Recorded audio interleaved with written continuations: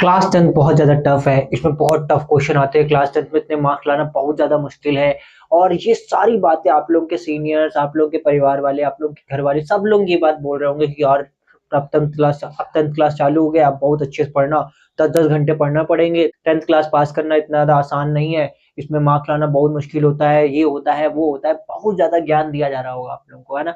आ रहा होगा ना ज्ञान? लेकिन इसकी टेंशन लेने की बिल्कुल ज़रूरत नहीं है। टेंशन लेने की ज़रूरत इसलिए नहीं है क्योंकि आपका एजी सर आप लोगों के साथ है। आप लोगों के साथ इसलिए है क्योंकि आप लोगों को 10th क्लास में सबसे हाईएस्ट मार्क्स स्कोर कराने की ज़िम्मेदारी अब मेरी रहेगी। ये पूरे साल आप लोगों को किस तरीके से पढ़ना है, किस तरीके से आप लोगों को स्टडी करनी है, स्टडी प्लान क्या बनाना है, किस तरीके से आप लोगों को प्रिपेयर करना है बोर्ड में 95% प्लस मार्क्स लाने के लिए। ये सारी स्ट्रेटेजी आज के इस वीडियो के अंदर मैं आप लोगों के लिए लेकर आया हूँ। इस वीडियो के अंदर जो-जो बातें मैं बताने वाला हूँ, वीडियो को बहुत ध्यान से सुनना, उन बातों को बहुत ध्यान से सुनना और इन बातों को फॉलो करना। अगर आप लोग इन बातों को फॉलो करोगे 110% चांस है कि आप लोग 95% प्लस मार्क्स स्कोर कर सकते हो अपने बोर्ड एग्जाम के अंदर।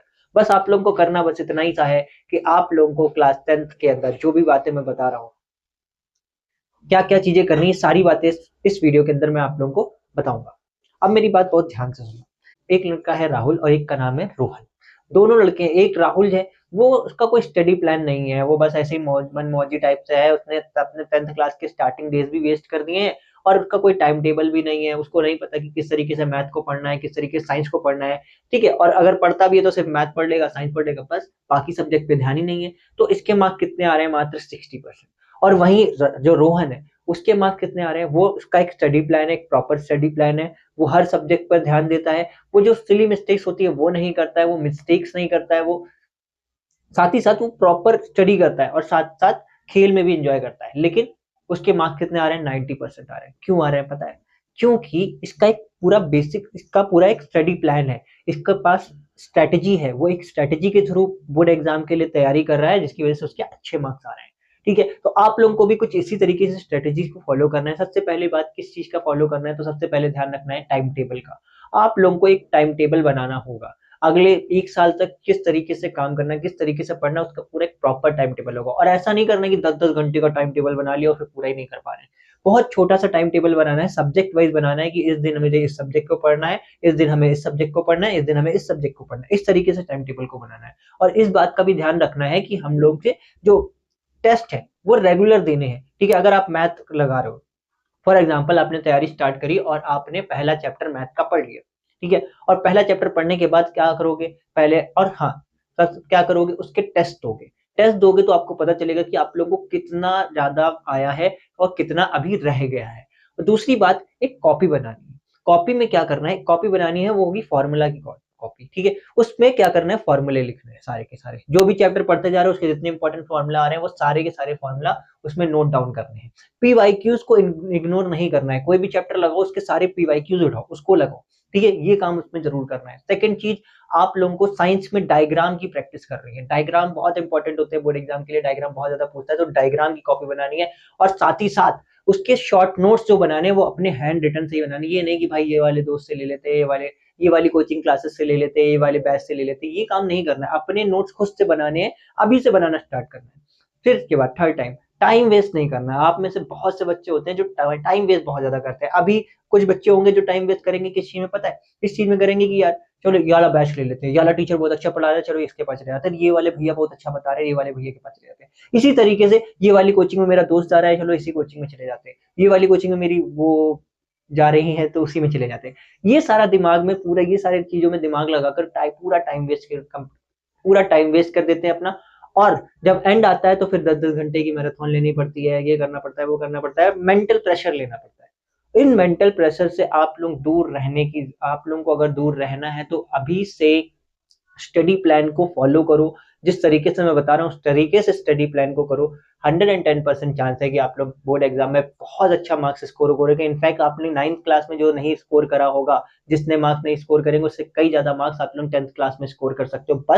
एक बस proper study, proper timing, proper time table की ज़रूरत है आप लोगों को बस। इसके अलावा और कुछ नहीं करना है। इस इन सब सारे सब्जेक्ट चाहे वो मैथ पे हो, चाहे वो मैथ के लिए हो, साइंस के लिए हो, इंग्लिश के लिए हो, सोशल स्टडी के लिए हो, हिंदी के लिए हो, किसी भी सब्जेक्ट के लिए हो प्रॉपर टाइम टेबल बनाओ। कौन से दिन पे क्या पढ़ना है। मंडे को अगर आप लोग ये अपने अकॉर्डिंग करो कि आपको पहले दिन क्या करना है। मैथ जो होती है वो रेगुलर रखनी है, सारे डेज पर मैथ लगानी है, ठीक है। चाहे 10 क्वेश्चन लगाओ लेकिन जरूर लगाना है। एनसीईआरटी पे फोकस बहुत ज्यादा करना है, एनसीईआरटी को जरूर करना है। उसके बाद एक और बुक रखनी है एनसीईआरटी। कुछ लोग होंगे जो सजेस्ट करेंगे कि यार एनसीईआरटी लगा लो बस हो जाएगा, नहीं। एनसीईआरटी से सिर्फ नहीं होने वाला। पिछले वाले क्वेश्चन पेपर को आप उठा के देखो, एनसीईआरटी से क्या आया है, कुछ नहीं। एनसीईआरटी से बहुत ऊपर का लेवल आया है। उस चीज को ध्यान में रखते हुए आप लोगों को पढ़ाई करनी है। तो मैथ के लिए एनसीईआरटी तो करनी ही करनी है, साथ ही साथ आपको एक बुक लेनी है, कोई सी भी। आप एक एमएल अग्रवाल ले सकते हो, आरएस अग्रवाल ले सकते हो, ठीक है। ये बुक्स दो बुकें जो है वो बहुत इंपॉर्टेंट है आपके लिए। काफी क्वेश्चंस इसमें से बोर्ड एग्जाम में फंसते भी हैं, तो इन बुक्स को जरूर लगाना। पहले एनसीईआरटी करनी है, फिर उस बुक से लगाना है, चाहे एमएल अग्रवाल से लगाओ चाहे आरएस अग्रवाल से लगाओ। प्लस उसके बाद पीवाईक्यू क्वेश्चन पे प्रैक्टिस करनी है। पीवाईक्यू क्वेश्चन पे प्रैक्टिस करना भैया बहुत ज्यादा इंपॉर्टेंट है, ठीक है। पीवाईक्यूज इंपॉर्टेंट है। उसके बाद अगर आप लोग साइंस की बात करो तो चाहे फिजिक्स की बात करो, केमिस्ट्री की बात करो, बायो की बात करो, सब में डायग्राम्स होते हैं। केमिस्ट्री की अगर बात करेंगे तो केमिस्ट्री के अंदर जितने भी इक्वेशंस है, ठीक है, केमिकल इक्वेशन है, उन सबको बहुत अच्छे से उसके लिए एक अलग कॉपी बनाओ। इन सारी चीजों के लिए मैंने आप लोगों को बताया कि शॉर्ट नोट्स अपने हाथों से ही बनाने हैं आप लोगों को, और इसके अंदर लिखो जो इंपॉर्टेंट केमिकल रिएक्शन आ रही है उनको लिखो। फिजिक्स के अंदर जो डायग्राम्स है उनको रटो, उनकी थ्योरी रटो, उनके न्यूमेरिकल्स करो, न्यूमेरिकल के अंदर जो फॉर्मूले होते हैं जो यूज हो रहे हैं उनको लिखो, सेम वैसे ही जैसे मैथ में करते हो। ये सारी चीजें करनी है। इंग्लिश के लिए आप लोगों को क्या करना है, इंग्लिश के लिए बहुत ध्यान से सुनना। इंग्लिश के लिए पहले तो आप लोगों को सारे चैप्टर की थ्योरी, सारी चैप्टर के एक्सप्लेनेशन बहुत अच्छे से सुनना है, ठीक है। सारे चैप्टर के एक्सप्लेनेशन खत्म करना है, उसके कीवर्ड्स लिखने हैं, ठीक है। उसके बाद ग्रामर की बात करें तो एक एक पार्ट, जो भी पार्ट है, चाहे टेंस की बात करें, चाहे हम सब्जेक्ट वर्ब एग्रीमेंट की बात करें, ये सारी चीजों को डीपली पढ़ना है। उसके बाद इसकी प्रैक्टिस करनी है। प्रैक्टिस सबसे ज्यादा इंपॉर्टेंट है, चाहे आप मैथ के लिए उठा लो, साइंस के लिए उठा लो, फिजिक्स के न्यूमेरिकल के लिए उठा लो, चाहे इंग्लिश में ग्रामर के लिए उठा लो। प्रैक्टिस जितनी ज्यादा करोगे उतना अच्छा आप लोगों को समझ में भी आएगा और आप लोग एग्जाम में डिलीवर भी कर पाओगे। चाहे आप अपने फर्स्ट टर्मिनल एग्जाम के लिए कर रहे हो, चाहे हाफ ईयरली के कर ले चाहे आप हाफ ईयरली के लिए कर रहे हो, चाहे आप हाफ ईयरली के लिए कर रहे हो, या फिर फाइनल एग्जाम बोर्ड एग्जाम के लिए कर रहे हो, जितने भी पीवाईक्यूज हैं, ठीक है। और ये सारी चीजों को जरूर कर रखना है। और जैसा कि मैंने आप लोगों को बताया कि नोट्स जरूर बनाने हैं, ठीक है। और एंड में मैं आप लोगों से इतनी रिक्वेस्ट करूंगा, प्लीज टाइम वेस्ट मत करना, ठीक है। चाहे कुछ भी हो जाए, टाइम वेस्ट अगर करोगे तो आगे जाकर बहुत ज्यादा नुकसान होने वाला है। कई बार बच्चे ये गलती करते हैं कि अपने दोस्तों पढ़ के आओ भाई वहां चलते हैं, आओ भाई यहाँ चलते हैं, भाई ये लड़की का भाई वो लड़की, ये चैटिंग वो चैटिंग, इंस्टाग्राम और ये सारी चीजों की वजह से डिस्ट्रैक्ट हो जाते हैं और अपना 10th पूरा बर्बाद कर देते हैं।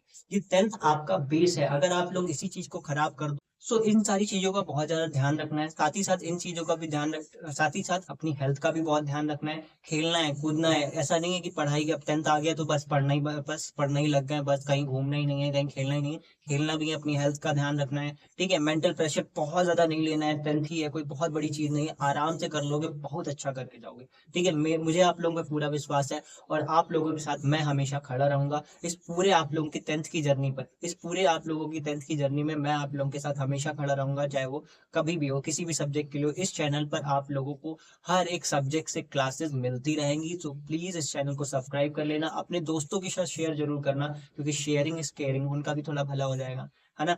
तो प्लीज मिलते हैं नेक्स्ट वीडियो में। इस चैनल पर ऐसी वीडियोस आती रहेंगी, आपके काम की वीडियोस आती रहेंगी, आपकी पढ़ाई के लिए, आपकी हर एक चैप्टर के एक्सप्लेनेशन के लिए, हर एक चैप्टर के लिए, चाहे वो मैथ हो, चाहे वो साइंस हो, चाहे वो इंग्लिश हो, चाहे वो सोशल स्टडी हो, किसी भी सब्जेक्ट, हर एक सब्जेक्ट के लिए इस चैनल पर आप लोगों को वीडियोस मिलती रहेंगी।